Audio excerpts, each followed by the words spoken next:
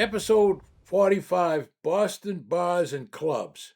When I was 17 or 18 or 19 or 20, I was often able to buy booze even though the drinking age was 21 at the time. Mostly because the bars that I frequented were heavily used by a younger crowd and very lax in carding. The first bar that I frequented was the Oxford Grill, or the OG, in Harvard Square. It was popular with mostly young men, both underage and college age, that gathered in Harvard Square. The allure for Harvard Square was there were many similar age girls also there, going to the Harvard movie theater or Brigham's ice cream shop or the Tasty sandwich shop or the Harvard Coop or other retail stores. Those teenage guys, including me, were almost never asked for an ID at the OG. A few of those young ladies were OG customers too. And of course, I had noticed those young women. Boston, however, had much more diversity of drinking and live music venues. There was one I really liked in Kenmore Square across Commonwealth Avenue from the iconic Citgo sign. It was called the Lounge Bar, and you needed to go down 2 flights of stairs to get to it. It had a big dance floor with a bar, live music, and dancing on the weekends. It was a happy hunting grounds for young guys. I met and danced with many young women there. I met my wife Jean there one night a few months after I had first met her, along with a group of her young Hartford, Connecticut women when they were visiting Boston.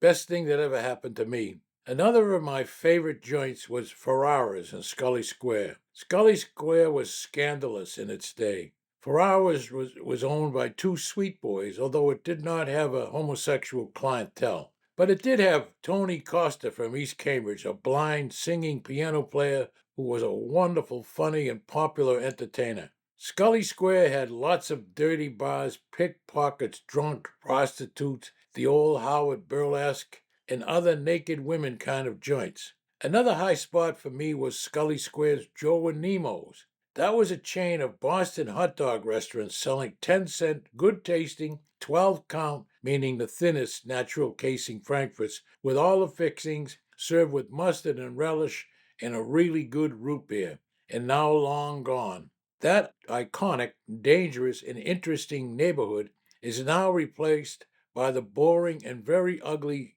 Boston City Hall and other less disputable but less interesting establishments. The combat zone on Washington Street near Neyland Street was infamous. There were many disreputable, dangerous bars such as Izzy Ort's, the Palace, Jerome's, the Pilgrim, and around the corner was the most notorious, Hillbilly Ranch. Fistfights, loud arguments, half-naked women, and police busts were the regular fare in the combat zone. There were prostitutes openly selling themselves, plus many strip clubs like the Naked Eye. There were X-rated movie theaters, brawls, and drunken men and women sleeping it off between the buildings.